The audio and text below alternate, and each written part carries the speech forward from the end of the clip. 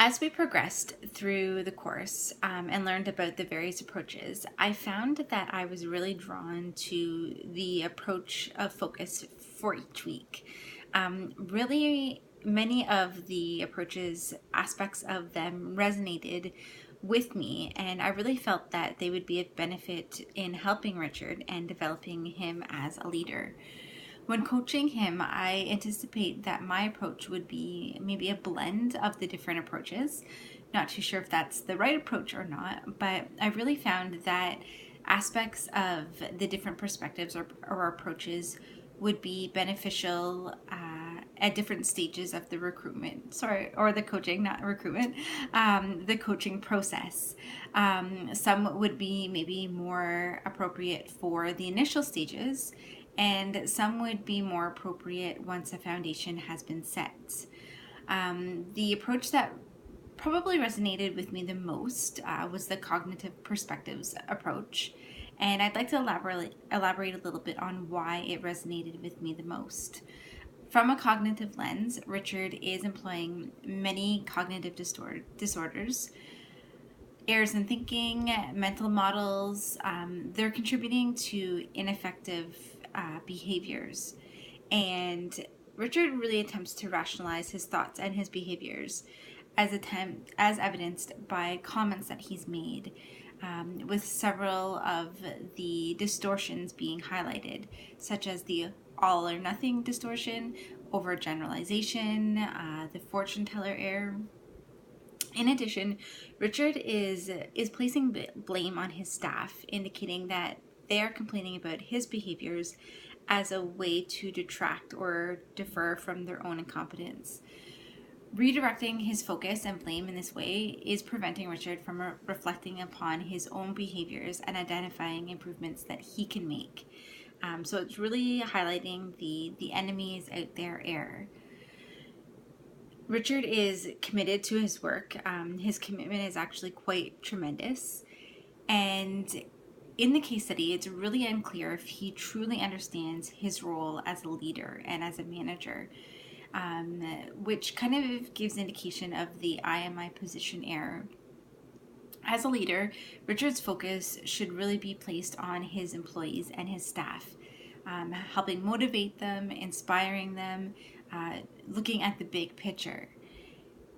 So while his commitment to his work is very remarkable, the focus that he's placing on task completion it's preventing him from seeing what is required from him as a leader.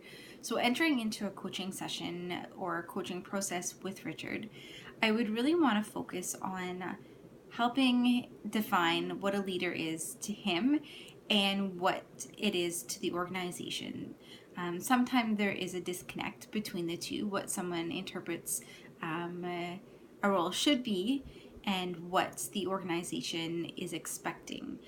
So really focusing initially the coaching process on creating that connection, that definition, helping him understand his role as a leader and as a manager, where he's to come into play, and the focus on his role in the impact that it has on his staff. So truly, he is there to lead them, to support them, to motivate them.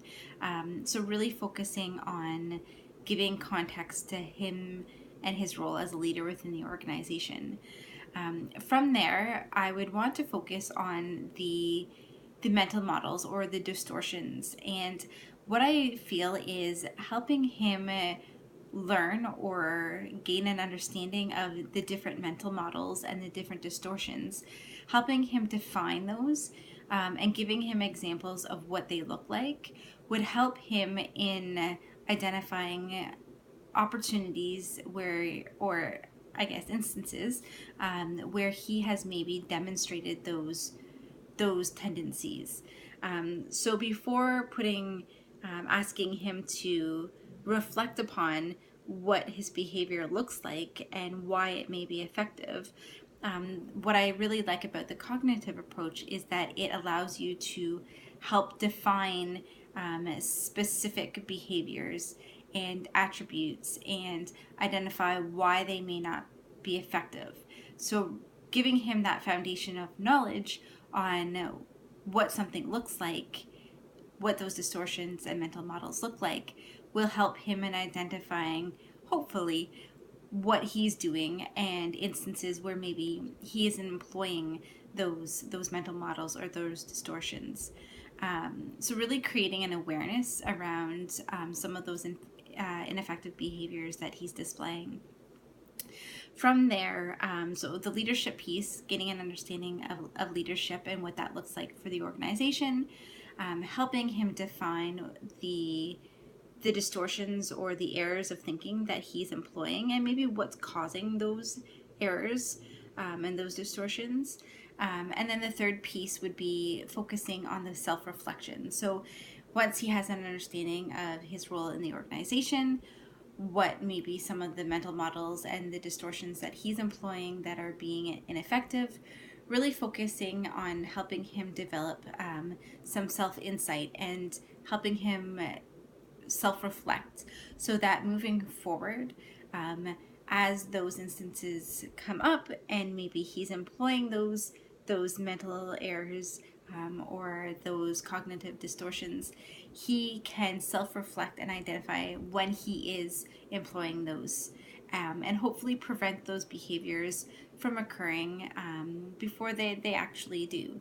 So what I really like about the cognitive approach is really it gives definition to some of the behaviors and lets you explore what those behaviors look like, and you can provide and tie in examples to those distortions and really help in his overall understanding and awareness of maybe what he is doing, what he isn't doing, and how that is impacting others. So